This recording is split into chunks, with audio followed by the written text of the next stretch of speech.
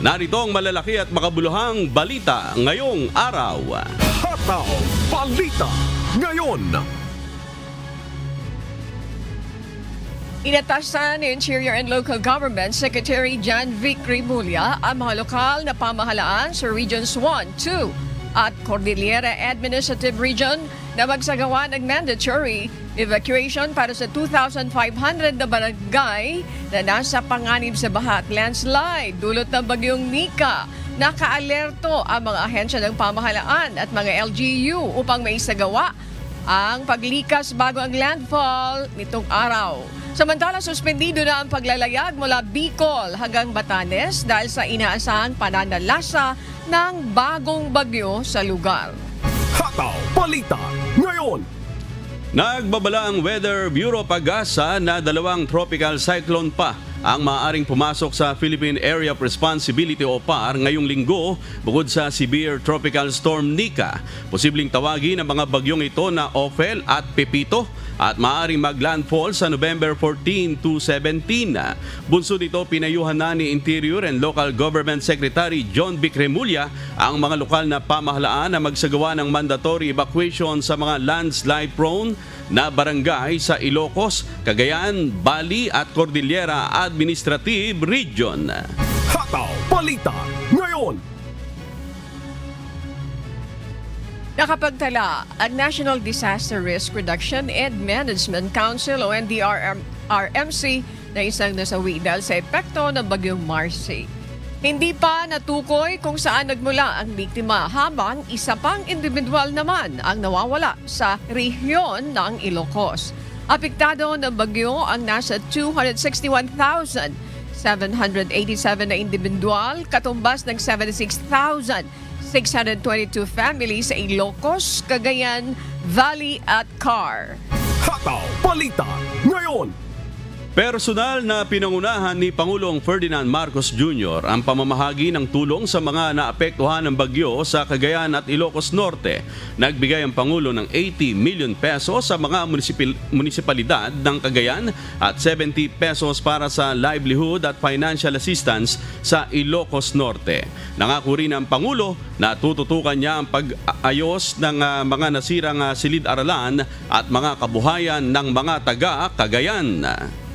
Hataw Balita ngayon. Nagbuga ng nasa 1,000 metrong taas na pluma na may kasawang abo ang Canlaon Volcano ayon sa Philippine Institute of Volcanology and Seismology. Bukod dito, naglabas din ng nasa 3,927 na tonelada ng sulfur dioxide ang bulkan noong Sabado, November 9. Nananatili ang alert level 2 sa Mount Canlaon. Ipinagbabawal pa rin ang pagpasok sa loob ng 4-kilometer permanent danger zone. Hataw Balita ngayon. Pinuri ng Estados Unidos ang bagong Philippine Maritime Zones Act na layong palakasin ang karapatang pangkaragatan ng bansa, lalo na sa West Philippine Sea. Ayon kay National Security Advisor Eduardo Año, ang batas ay magbibigay ng mas malinaw na legal na proteksyon sa mga yamang dagat ng Pilipinas. Ikinagalit naman ito ng China at naglabas ng protesta kung saan sinabing ito ay paglabag sa kanilang karapatan sa South China Sea. Hataw Balita ngayon. Hinikayat ni Senate Minority Leader Aquilino Coco Pimentel III si Pangulong Ferdinand Bongbong Marcos Jr. na muling sumali ang Pilipinas sa International Criminal Court o ICC bilang proteksyon laban sa posibleng pang-aabuso ng mga pinuno at pagkabigo ng sistema sa hustisya. Ayon kay Pimentel, ang pagiging miyembro ng ICC ay magsisilbing insurance policy sa mga ganitong sitwasyon. Iminungkahi rin ni Pimentel na sumali ang Pilipinas sa BRICS para sa mas balanseng pandaigdigang kapangyarihan. Sa ngayon, nananatili ang posisyon ng Pangulo na hindi kikilalanin ang jurisdiksyon ng ICC sa bansa. Hataw Balita ngayon. Bad news po para sa ating mga kasangbahay dahil nag-anunsyo na po ang ilang kumpanya ng langis ng malakihang taas presyo sa mga produktong petrolyo bukas, araw po ng Martes, November 12. Posibleng umabot sa 1 peso and 90 centavos hanggang 2 pesos and 10 centavos ang itataas sa kada litro ng diesel. Sa gasoline naman ay inaasahan ng price hike na aabot sa 1 peso and 20 centavos hanggang 1 peso and 50 centavos habang madaragdagan ng 1 peso hanggang 1 peso and 20 centavos ang presyo ng kada litro ng kerosene. Mamaya po i-anunsyo ng mga kumpanya ng langis ang final price adjustment na ipatutupad nila bukas. Ayon sa industry players, ang paghina ng piso, hurricane season sa Amerika at pagbaba ng produksyon ng langis sa Gulf of Mexico ang ilan sa mga tinuturong dahilan ng nakaambang big-time oil price hike. Hataw Balita ngayon. Hindi pa pinal ang planong gawing counterflow pasalubog ang ruta ng mga bus sa EDSA Busway. Pagtitiyak ng Department of Transportation, pag-aaralan nilang maigi ang nasabing plano at dadaan pa ito sa masusing konsultasyon sa stakeholders. Nauna nang inihayag ng kagawaran ang planong counterflow ng EDSA Busway bilang isa sa mga solusyon laban sa mga iligal na dumaraan sa EDSA Carousel. Kailangan bigyan natin ito ng panahon na pag-aralan at magtatanong tayo sa mga ibang stakeholders kung ano ang comment nila. Importante dito is konsultasyon at saka safety will be one of the priorities sa pag-design sa panukalang ito. Hataw Balita ngayon. Kinukumpleto na ng digital wallet company na GCash ang wallet adjustments para maibalik ang mga nawalang pera ng ilang GCash user. Ayon sa GCash, nagkaroon umano ng error sa kanilang system reconciliation process. Tiniyak naman ng kumpanya na ligtas ang accounts ng kanilang mga customer at sisiguraduhin na mapagbubuti pa ang kanilang sistema para maiwasang maulit ang kaparehong insidente. Hataw Balita ngayon. Idineklara ng Commission on Elections sa COMELEC na nuisance candidates ang 47 sa 183 aspirants na naghain ng kandidatura para sa Senado sa nalalapit na halalan sa susunod na taon. Ayon sa ahensya, ang mga declared nuisance ng First Division ay kinabibilangan ni Patrick Artajo, Maria Cherito Billones at iba pa, habang sina Celeste Aguilar, Antonio Par at ilan pa ay idineklara ng Second Division. May karapatang mag-apila ang mga kandidato sa desisyong inilabas ng COMELEC. Matapos ang paghahain ng kandidatura noong October 1 hanggang 8, umabot na sa 66 ang nasa partial lists ng mga opisyal na kandidato. Hataw Balita ngayon. Patay ang driver sa La Trinidad, Benguet matapos bumangga ang sinasakyang fuel tanker at magdulot ng isang malaking sunog sa Puguis, La Trinidad malapit sa Puguis Elementary School. Sa inisyal na investigasyon ng mga otoridad, aabot sa 11 million pesos ang pinsala habang 6 na establishmento, 11 sasakyan at iba pang ari-arian ang natupok ng apoy. Nasa 9 na pamilya naman ang naapektuhan at 29 na individual ang minomonitor ng Rural Health Unit. Nagpapatuloy pa ang investigasyon sa insidente habang patuloy din ang paghahatid ng tulong sa mga naapektuhang residente. Hataw Balita ngayon. Batay sa pinakabagong survey ng Okta Research, pangunahing alalahanin ng mga Pilipino ang pagkontrol sa pagtaas ng presyo ng mga pangunahing bilihin at kalusugan. Sa tugon ng NASA on Masa Survey, 66% ang nagsabing mahalaga ang pagkontrol sa inflation habang 73% naman ang nagsabing isa sa priority nila ang pagiging malusog.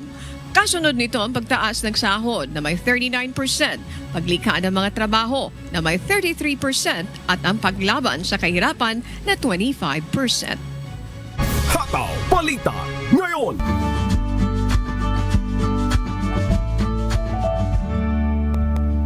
Napanatili ng bagyong Nika ang lakas habang nasa silangan ng Aurora. Kaugnay po niyan ay makakausap natin si Pag-asa Weather Specialist Rhea Torres live. Magandang umaga po sa inyo, Ma'am Rhea. Saan na po patungo itong bagyong Nika at gaano po ba ito kalakas sa ngayon? Yes po, good morning po. Good morning po sa ating mga taga-subaybay. So sa kasalukuyan po, lumakas pa lalo itong si Bagyong Nika at ganap mo po siyang typhoon na category. As of the moment, yung latest location niya as of 4 a.m. ay nasa 100 kilometers east-southeast ng Kasiguran, Aurora na may taglay ng lakas ng hangin na 120 kilometers per hour malapit sa gitna at pagbugso na umaabot ng 150 kilometers per hour at kumikilos po ito west-northwestward sa bilis na 20 kilometers per hour. So as of the moment sa ating latest forecast track po ay patungo na yung sentro nitong bagyo sa may bahagi po ng Isabela, Aurora area. Ma'am Rhea, ano po ang inaasahan po natin dito sa bagyo sa mga susunod na mga araw? Yes po, so currently nakikita po natin mabilis lang po yung magiging mabilis po yung pagkilos nitong si Bagyong Nika sa ating kalupaan. So yung peak po ng epekto niya ay most likely mararanasan po ngayong araw. Posible po yung malalakas na bugso ng hangin, especially po sa areas na nakataas po yung signal number 4 dyan po sa northernmost portion ng Aurora, central south at southern portions ng Isabela, southeastern portion po ng Abra, central at eastern portions ng Mountain Province, eastern portion ng Ifugao at western at southern portions ng Kalinga. Signal number 3 naman sa northern portion ng Aurora, northeastern portion ng Nueva Vizcaya, hilagang bahagi ng Quirino, sa nalalabing bahagi ng Isabela, southwestern portion ng Cagayan, sa nalalabing bahagi ng Abra, Kalinga at Mountain Province, gayon din sa Ifugao, sa southern portion ng Apayao, northern portion ng Benguet, southern portion ng Ilocos Norte, at sa Ilocos Sur. Signal number 2 ay nakataas naman sa central portion ng Aurora, sa nalalabing bahagi ng Nueva Vizcaya, the rest of Quirino, northwestern at eastern portions ng Cagayan, sa nalalabing bahagi ng Apayao, Benguet at Ilocos Norte, sa La Union, northeastern portion ng Pangasinan, northern portion ng Nueva Ecija, at signal number 1 naman sa nalalabing bahagi ng Aurora at Cagayan kasama ang Babuyan Islands, the rest of Pangasinan, Nueva Ecija, sa Bulacan, Pampanga, Tarlac, northern at central portions ng Zambales, dito po sa Metro Manila, sa Rizal, eastern portion ng Laguna, northern at eastern portions ng Quezon kasama ang Pulillo Islands, sa Camarines provinces, or rather sa Camarines Norte at northeastern portion ng Camarines. So yung mga areas po yan, dyan po nakataas yung tropical cyclone wind signals po natin. So asahan po natin sa mga susunod na oras, mararanasan po yung malalakas na bugso ng hangin na dala po nitong si Bagyong Nika. Meanwhile, possible din po yung intense to torrential na mga pag-ulan sa areas po ng Aurora, Isabela, Cagayan, Quirino, Nueva Vizcaya, Ifugao, Mountain Province, Kalinga at Apayao. Ngayong araw po yan, so total amount po yan for the next 24 hours na posible po, or mataas po yung posibilidad ng mga pagbaha, gayon din yung pagguho ng lupa. Sa may Ilocos provinces naman, gayon din sa Abra, Benguet at La Union, maaari din po maranasan yung heavy to intense or 100 to 200 millimeters na mga pagulan. Posible din po yung mga pagbaha at pagguho ng lupa. Sa Camarines provinces naman, sa may Quezon, Nueva Ecija at Tarlac, gayon din sa Pangasinan, moderate to heavy naman po yung mga pagulan na mararanasan ngayong araw. Opo, Ma'am Rhea, halos sunod-sunod itong mga bagyo. Ano po? Meron ba kayong LPA na minomonitor po sa ngayon? So as of the moment po, yung binabantayan po natin na low pressure area ay naging na pong isang ganap na bagyo na nasa labas po ng ating Philippine Area of Responsibility. Maaari po siyang pumasok ng ating PAR bukas. Ayun, sige po. Maraming salamat, Ma'am Rhea Torres, ng weather specialist ng Pag-asa. Salamat po. Hataw Balita ngayon. Sa puntong ito, makakasama natin dito sa UNTV Radio Mobile Booth ang isa sa pinagkakatiwalaang kasambahay na nakasama natin sa himpilan. Isa siyang veteran election lawyer, former dean ng pamantasan ng lungsod ng Maynila College of Law at naging former member ng PLM Board of Regents, former host ng mga programa sa UNTV, partikular na po ang Poll Watch, Legally Yours at Kontahang Legal. Please welcome Chairperson ng Commission on Election, Attorney George Erwin Garcia. Good morning. Thank you for joining us live in the studio today, Attorney. Good morning, Ma'am Annie, at magandang umaga po sa mga kasambahay natin at syempre kay Sherwin at syempre kay Kuya Daniel Razon. Attorney, thank you very much. Alam niyo po, napakaaga ninyong gumising. Alas 3 ng umaga. And if I'm not mistaken, by 4 o'clock, nandito na po kayo. Hindi pa, mga 6:30 dapat nasa opisina na tayo. Everyday. Wow. Thank you very much. We miss you, Attorney. We miss you, Attorney George. Okay. Mga kasambahay, this is my first question. With regards dito sa preparation ng election, pag-usapan muna natin ito, Attorney George. Sa preparation po ng election, Attorney, pwede niyo po ba kaming balitaan?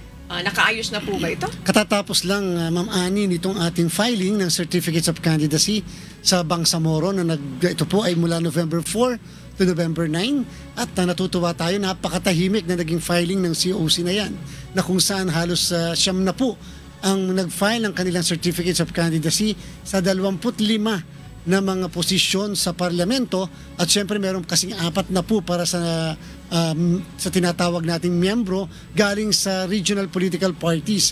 At nakakatuwa sapagkat katulad ng inaasahan nga natin, naging maayos, tahimik, walang kahit anong kaguluhan yung nangyari dyan sa filing ng mga Certificates of Candidacy. Itong mga susunod na panahon, maglilinis na tayo ng listahan ng mga botante. Kasalukuyan nang nakukumpleto yung lahat ng mga makina na gagamitin natin para sa ating halalan. At syempre later on, magkakaroon tayo ng mock election sa buong Pilipinas at yung pong roll-off na rin ng ating mga machines sa buong bansa na rin. Gagawin po natin lahat yan bago po tayo matapos ang taon na ito. Kasama na rin po yung mga international certifications. Okay. That's a very good news, Attorney Commissioner George.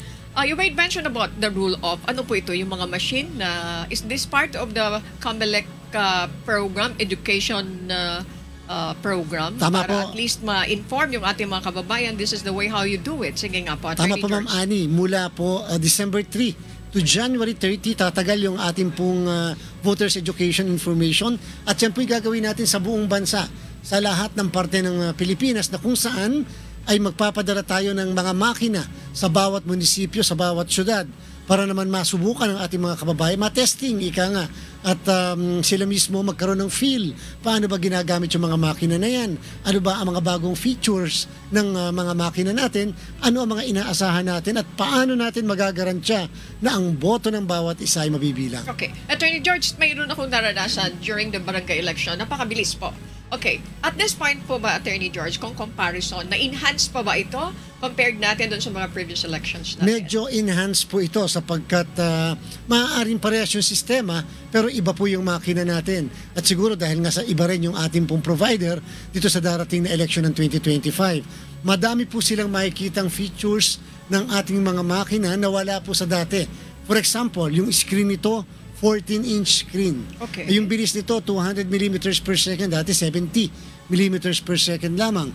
Ngayon, ito ay magtatransmit sa iba't ibang servers.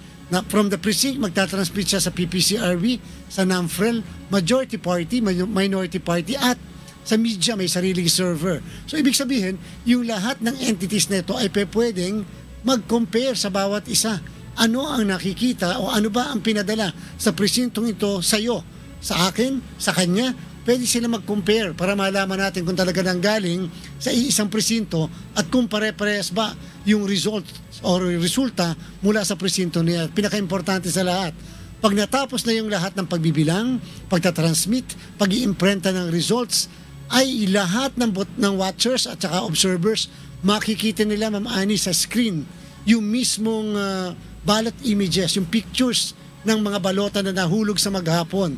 Pwede nilang picturean, pwede nilang i-video, para manually pwede nilang bilangin ilan ang nakuha ni Mayor, ilan ang nakuha ni Governor, para makita kung yung bang manual count ay tumutugma sa na-print na election returns at na-transmit na results mula dyan sa presinto. So madaming paraan to counter-check whether yung results ay sadyang nanggaling sa presinto, na maniubra ba, may dinaanan ba, meron bang man in the middle na tinatawag upang magkaroon ng complete transparency. That's correct. I'm supposed to mention that. That's a clear transparency, Attorney G. Chairman, mabanggit ko lang, this is very important kasi doon sa mga botante, yung makount yung boto nila. So ito yung sinasabi ninyo, napaka-transparent.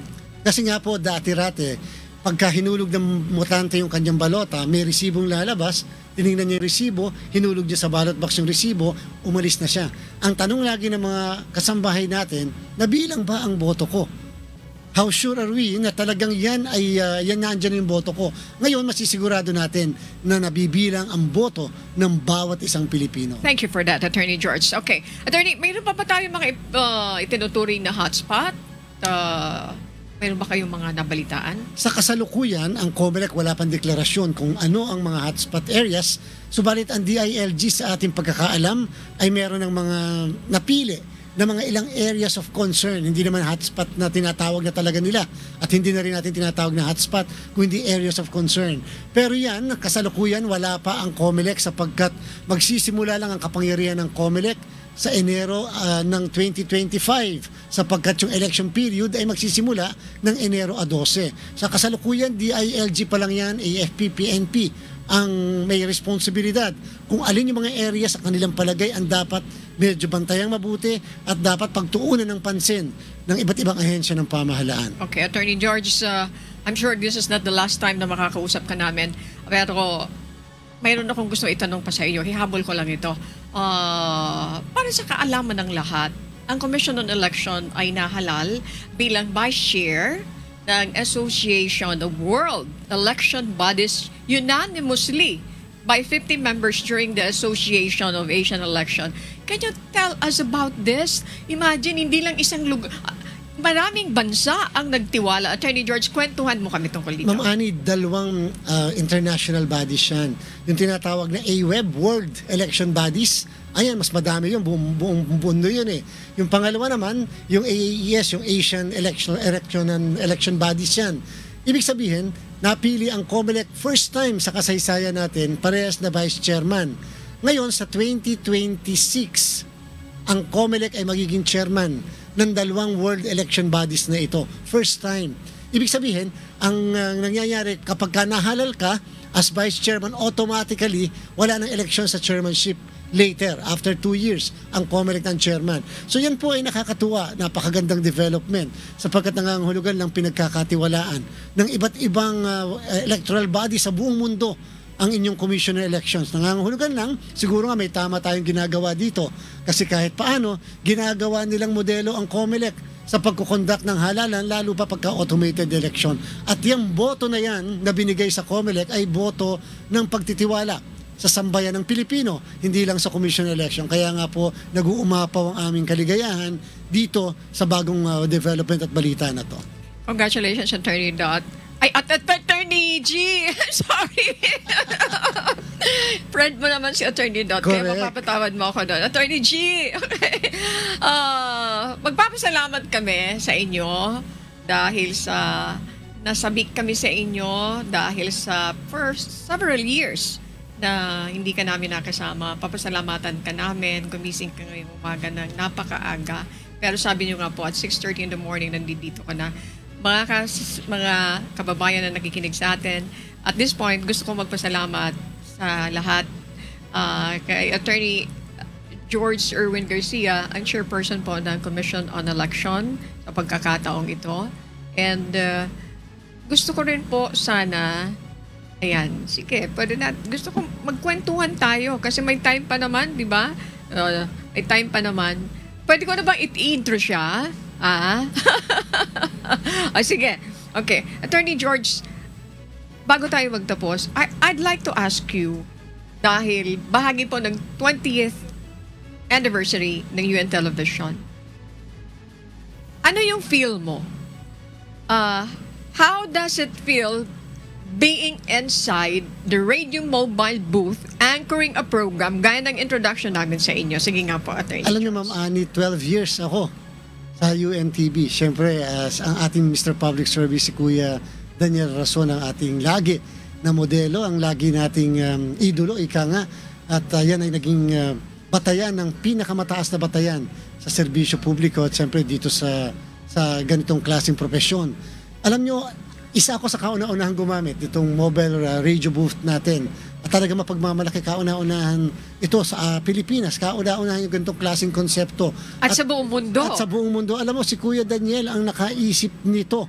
Isipin mo, dinadala namin ito, Ma'am Ani, dati sa pinakaliblib na barangay, dito lalo sa Metro Manila, nagbibigay ng serbisyo, lalo na yung legal assistance sa ating mga kababayan. Tumataas dito ang mga ordinaryo mga kababayan, Ma'am Ani, upang makapagbigay tayo ng serbisyong legal, makapagbigay ng mga payo sa kanila.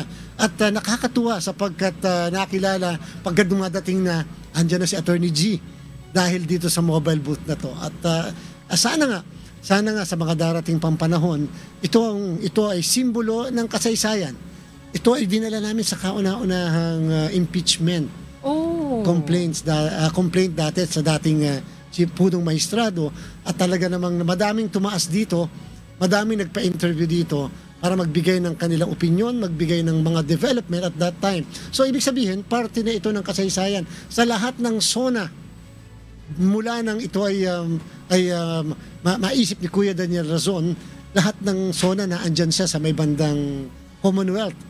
Laging naandyan, minsan nababato ito minsan, at tabuti na lang, ligtas yung ating mga anchors. And you made mention about, di ba during your time na mayroon kayong mga legal service na sinasamahan, mayroon ka bang experience na may public service, humingi ng legal assistance? Alam na, napakadami, Ma'am Ani, lalo wala ko mayroon kang kinukwento. May nirereklamo pala, nandiyan lang.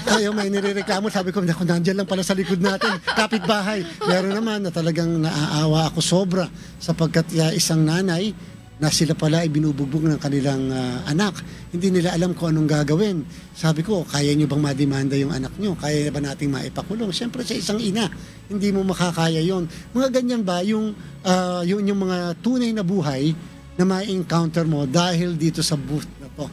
Buhay ng ordinaryong Pilipino, buhay ng tunay na Pilipino na sadyang kinakailangan maibigay natin sa pamamagitan ng ERE, sa pamamagitan ng UNTV Radyo La Verdad 1350. At yung bagay na yan, hindi ko makakalimutan sa parte ng aking buhay sapagkat hindi yung dahil sa na-promote mo ang sarili mo, baliwala yon. Kung hindi nakabigay ka ng kaalaman, nakatulong ka kahit paano sa ating mga kababayan. Yung bagay na yan na ipagkaloob sa akin, na ipagkatiwala ni Kuya Daniel Razon. Thank you very much, Attorney George. Sa ngalo ni Kuya Daniel Razon, kami po nagpapasalamat sa pakikipagtiyaga mo at saka bilang bahagi ng UNTV. Nasa 20th anniversary na po kami, Attorney George. Maraming salamat. Congratulations, UNTV Radyo La Verdad. For joining us this morning. Maraming salamat, Attorney George Garcia, ang ating Commission on Election Chairman. At para naman sa balita sa iba't panig ng mundo, narito po ang ating global correspondent na si Noel Poliarco mula sa Edmonton, Canada.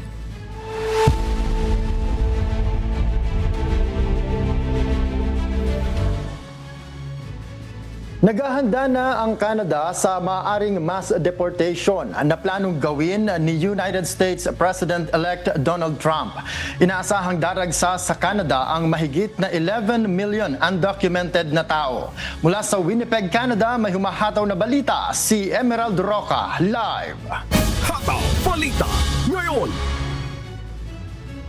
Emerald, ano ang paghahandang ginagawa ngayon ng Canada kung sakaling magkaroon ng mass deportation? Noel, ayon sa Royal Canadian Mounted Police o RCMP, mayroon silang tools at insights na ilang buwan nilang binuo upang matugunan ang inaasang pagdagsa ng undocumented migrants mula sa Estados Unidos. Matatandaan noong huling panunungkulan ni President Trump ay libu-libong Haitians ang nagtungo ng Canada matapos isara ni President Trump ang temporary protected status ng grupo. Inaasahang 11 million na tao ang i-deport ng bagong US administration sa pangunguna ni newly elect President Donald Trump. Samantala, ayon kay Quebec Premier François Legault, walang kapasidad ang probinsya sa pagtanggap ng bagong asylum seekers dahil sa kakailanganin nila ng karagdagang resources. Nirecognize naman si Deputy Prime Minister Chrystia Freeland ang kahalagahan ng border security sa pagkontrol ng mga pumapasok sa Canada. At yan muna ang latest mula dito sa Winnipeg, Canada. Balik sa iyo, Noel. Yes, Emerald, gaano ba karaming ang mga asylum seekers ang maaaring tanggapin naman ng Canada? Gaya ng nabanggit natin kanina, Noel, mula sa isang province ng Canada which is ang Quebec, wala pang capacity to accept new asylum seekers due to lack of resources sa ngayon. Pero according sa Canada-US Safe Third Country Agreement na naging epektibo noong nakaraang taon, 2023, ay ang mga refugee claimants are required to request refugee protection kung kakailanganin nila at makarating sila sa mga bansa ng US at Canada unless they qualify for an exemption or some exemptions for the agreement. Noel? Alright, maraming salamat, Emerald Roca, live mula sa Winnipeg, Canada. Hataw Balita ngayon. Nakakita ng malaking potensyal ang Canada sa mga minahan ng British Columbia na tinatayang nagkakahalaga ng $1 trillion. Gayunman, nababahala naman ang mga opisyal ng Canada at Estados Unidos sa posibleng kontrol ng China sa sektor na ito. Mula sa Grand Prairie, Canada, may humahataw na balita si Jeffrey Reyes live. Hataw Balita ngayon. Jeffrey, anong mga mineral ang natuklasan dito? Yes, magandang araw, Noel. Nagtataglay ang British Columbia ng nasa $1 trillion o nasa halos 42 trillion pesos na gold deposits at critical minerals na magagamit sa produksyon at mapanggagalingan ng malinis na enerhiya sa bansa. Nakipagsosyo na ang Canada sa Estados Unidos upang masimula na ang billion-dollar project na magiging sagot upang huwag nang umasa ang bansa sa China pagdating sa critical minerals. Sa kabila ng oportunidad na ito ay hindi naman sumang-ayon ang ilang indigenous tribe sa Alaska dahil sa banta ng pagmimina sa kanilang kapaligiran kung saan sila kumukuha ng kanilang ikabubuhay. Noel, nagbabala naman ang mga nasa industriya na kung hindi palalawakin ng bansa ang paggalugad, pabibilisin ang proseso at hihikayati ng mga mamumuhunan ay maaaring maiwan sa kompetisyon ang Canada. Balik sa iyo, Noel. Jeffrey, ano ang posible naman maging malaking impact ng proyektong ito sa kapaligiran sakaling maisakatuparan ito?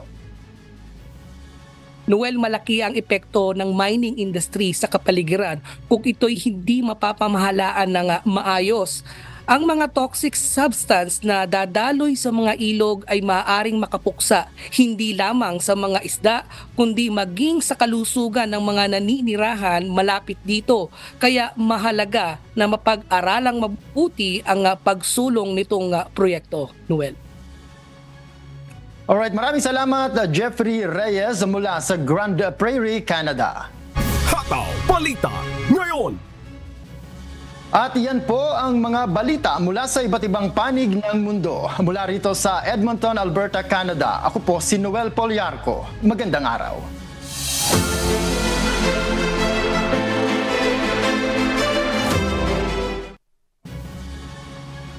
Sa ibang balita, sinuspindi ang biyahe ng sasakyang pandagat patawid sa isla ng Catanduanes.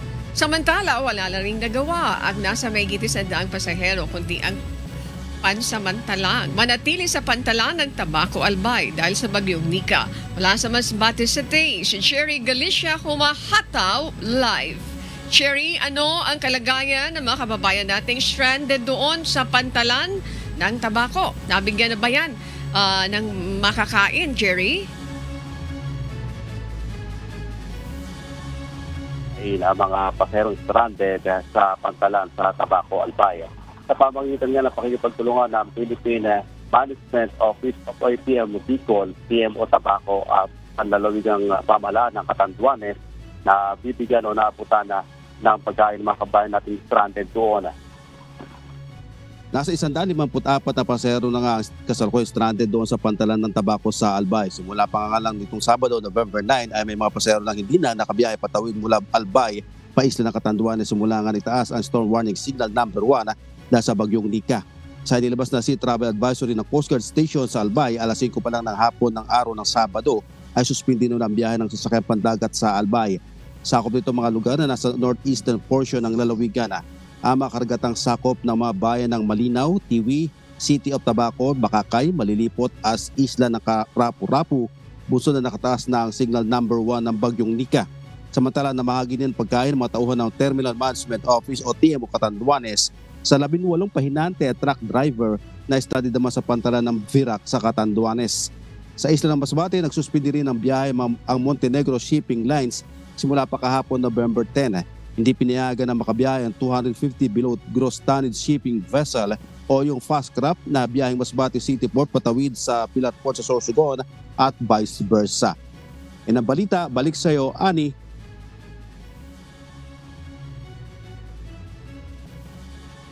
Mary Galicia mula sa Masbate City. Hataw Balita ngayon. Nagsimula na kahapon na magsagawa ng forced evacuation ng lokal na pamahalaan ng Camarines Sur sa mga bayan nito. Ito'y bilang paghahanda ng mga LGU sa posibleng epekto ng bagyong Nika sa lalawigan. At mula sa Pili, Camarines Sur, si Ryan Salatandol humahataw live. Hataw Balita ngayon. Ryan, ramdam na ba dyan ang epekto ng bagyong Nika? Amigo, magandang umaga. Kahapon ng umaga hanggang gabi ay naramdaman dito ang bahagyang buhos ng ulan. Bagamat nung gabi na hanggang ngayong umaga ay tumigil na ito, amigo, dito sa probinsya ng Camarines Sur. Simula kahapon ng umaga ay nagsagawa na ng forced evacuation ang lokal na pamahalaan ng Camarines Sur sa ilang mga bayan sa lalawigan. Ito ay ayon sa utos ni Camarines Sur Governor Luigi Villafuerte na nag-aatas sa lahat ng mga mayor, barangay captains at sa lahat ng mga membro ng PDRRMC ng Kamsur na ilikas ang mga residente lalo na sa mga low-lying areas at landslide-prone areas sa buong lalawigan. Paghahanda ito ng LGU at Provincial Disaster Risk Reduction and Management Council ng Kamsur sa inaasahang epekto ng bagyong Nika sa probinsya. Kasama sa mga bayan na nagsagawa ng forced evacuation ay sa lugar ng Minalabak, Nabua, Kadlan, Pili, Zone 3, 4 at 5 ng Barangay Iraya, Buhi, Bato, Kamaligan at Gainsa. Pinapayuhan din ni Villafuerte ang iba pang mga bayan na magkaroon ng mandatory evacuation habang hindi pa gaanong nararamdaman ang epekto ng bagyong Nika. Nagtaas na rin ng red alert level status ang PDRMC at activated na ang Emergency Operations Center ng probinsya. Ayon sa forecast ng Pag-asa, posibleng makaranas ang probinsya ng moderate to heavy rain na aabot sa 50 to 100 mm ngayong araw. Nagsagawa na rin ng pre-disaster assessment ang pamahalaan at tinitiyak ang close monitoring sa bagyong Nika. Nakapreposisyon na rin ang mga food at non-food items na ipinamimigay sa mga displaced na mga residente sa mga evacuation center.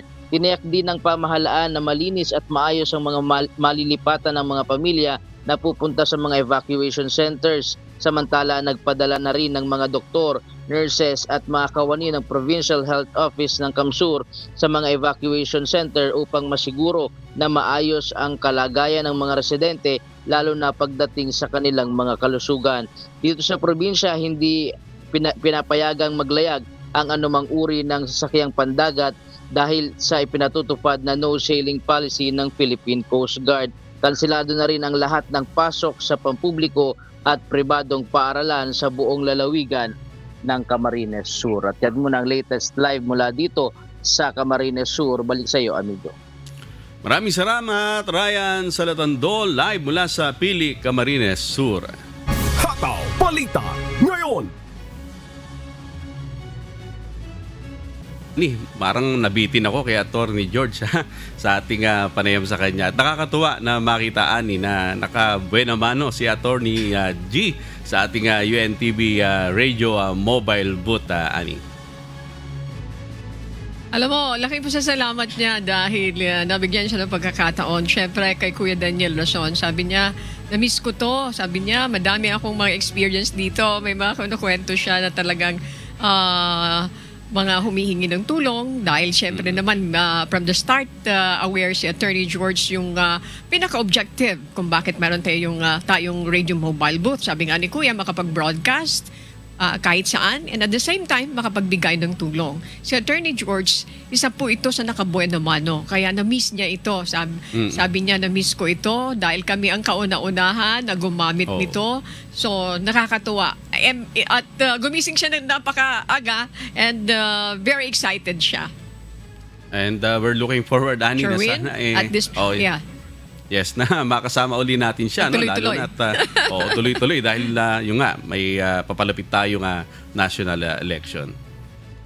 And local election, of course. Opo, medyo busy siya pero yung interview ay very visible si Attorney George sa atin. Maraming salamat mga kasambahay doon sa mga kababayan natin na nakikinig at nanonood. Ang UNTV Radio Mobile Booth po ay hindi lamang maghahatid ng mga bago at mainit na balita dahil sa mga darating na araw, kasama na rin ito sa pagbibigay ng libreng serbisyo sa mamamayan. Iikot ang UNTV Radio sa iba't ibang lugar sa bansa upang abutin ang mga nangangailangan. Kaya mga kasangbahay, abangan nyo ang pag-arangkada ng UNTV Radio Mobile Booth.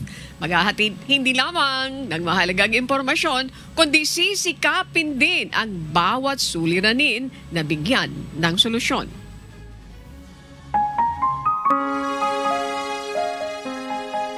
At sa aming ibabahaging mga salita ng Diyos na ating sandigan mula sa Kawikaan, Kapitulo 2, Talatang 5. Kung magkagayoy iyong mauunawa ang pagkatakot sa Panginoon at masusumpungan mo ang kaalaman ng Diyos.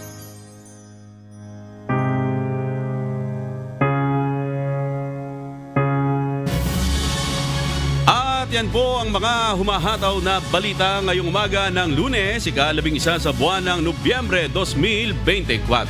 Mula po rito sa UNTV Studio, ako po ang inyong amigo, Sherwin Kulubong. Sa ngalan po ng lahat na bumubuo ng UNTV News and Rescue, UNTV Radio La Verdad 1350, at ang ating mga correspondent mula sa Pilipinas at sa ibang panig ng mundo. Sa lahat na makasama ko dito, mga kasambahay, mula dito sa Radio Mobile Booth, ako po si Ana Rentoy. At dito sa UNTV at UNTV Radio La Verdad 1350, Diyos ang aming sandigan, serbisyo publiko ang aming pinahalagahan. Susunod na, good morning Kuya, salamat sa Diyos mga kasambahay at magandang umaga.